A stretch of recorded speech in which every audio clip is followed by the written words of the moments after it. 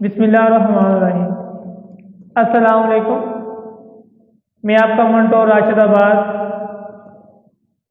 Learn Urdu with professor Rashid Abbas کے channel میں خوش آمدید کہتا ہوں۔ آپ لوگوں کی دعاؤں کے ساتھ اور نیک خواہشات کے ساتھ آج ہم تشبیہ کے بعد استعارہ کی بات کرنے جا رہے ہیں۔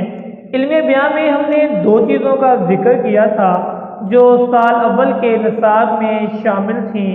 تشبیہ کا ہم ذکر کر چکے ہیں پہلی ویڈیو میں، اور آج ہم استعارہ کا ذکر کریں گے، اور ان کے ساتھ تلمیح ہے جو علم بدیع سے ہے، اس کا ذکر بھی ہم اسی ویڈیو میں کر دیں گے۔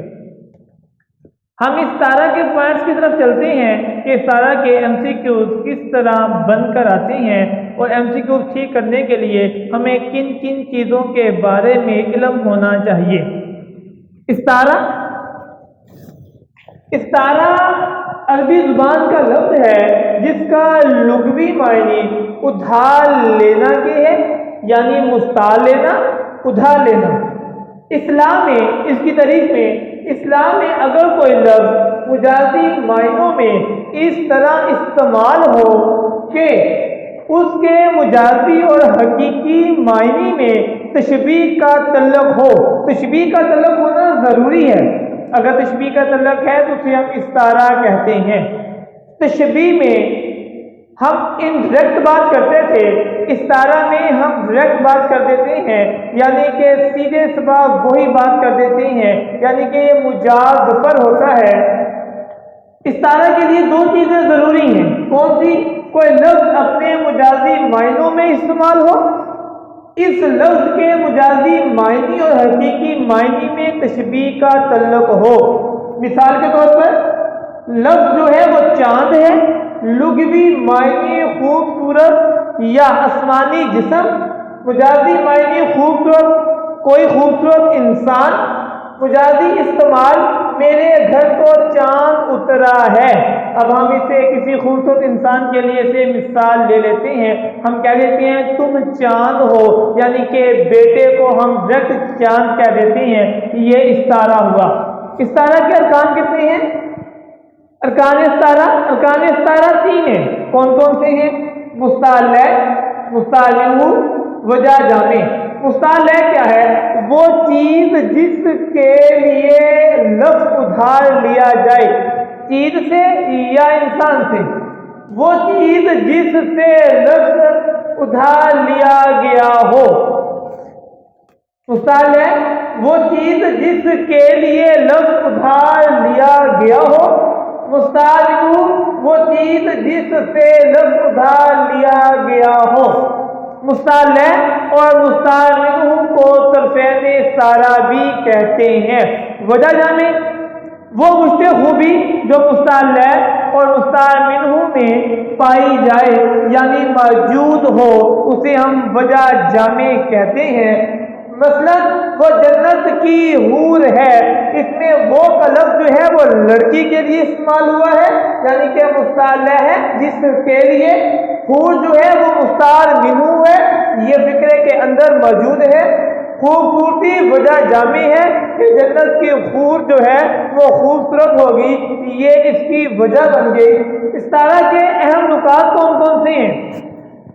استعارہ کی بنیاد جو ہے وہ مجاز پر ہوتی ہے، یعنی کہ ہمیشہ جھوٹ پر ہوتی ہے۔ استعارہ تشبیہ کی اعلیٰ اور بلیغ ترین صورت ہے۔ استعارہ میں صرف مستعار منہ ایک کا ذکر جو ہے وہ ہوتا ہے۔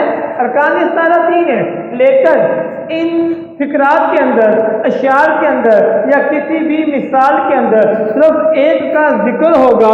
کس کا ہوگا؟ منہ کا ذکر ہوگا۔ یہاں تک ارکان استعارہ کی وضاحت تھی۔ جب آپ دیکھ لیں گے فقرے کے اندر کہ ڈائریکٹ کہا گیا ہے یا انڈائریکٹ بات کی گئی ہے، پھر آپ کو پتہ چل جائے گا کہ یہ تشبیہ ہے یا استعارہ ہے۔ تشبیہ اور استعارہ کے ساتھ ہمارے نصاب میں ایک تلمیح کا لفظ بھی ہے کہ تلمیح کیا چیز ہے۔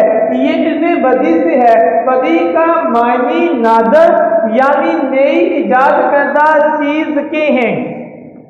بدی اس علم کا نام ہے جس سے کلام کو سجایا یا سنوارا جا سکے۔ اس کے اہم نکات میں ایک کلام کے اندر خوبصورتی کو پیدا کرنا۔ اسے دو حصوں میں تقسیم کیا جا سکتا ہے، ثنائے لفظ، ثنائے معنی۔ تلمیح جو ہے، تلمیح کا لفظی معنی اشارہ کرنا ہے، یہ اس اصطلاح سے ہے، یعنی کہ ثناء معنی سے ہے۔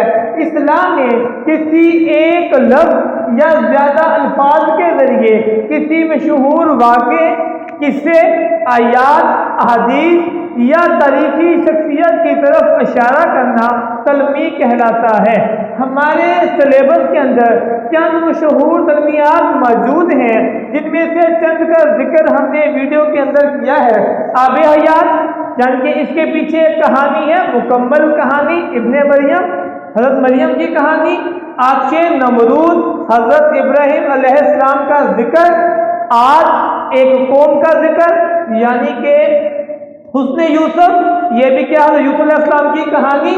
لیلا مجنو، سکندر، شیریں فریاد، طوفان نوح وغیرہ، ایسی بہت سی تلمیحات ہیں جس سے دیکھ کر ہمیں پتہ چل جاتا ہے کہ یہ کسی تاریخی واقعے کی طرف اشارہ کر رہی ہیں، کسی آیات کی طرف یا کسی ترجمے کی طرف۔ ایک لفظ کے پیچھے پوری کہانی چھپی ہوئی ہوتی ہے، یعنی کہ پورے سمندر کو ایک کوزے میں بند کر دینا تلمیح کہلاتا ہے۔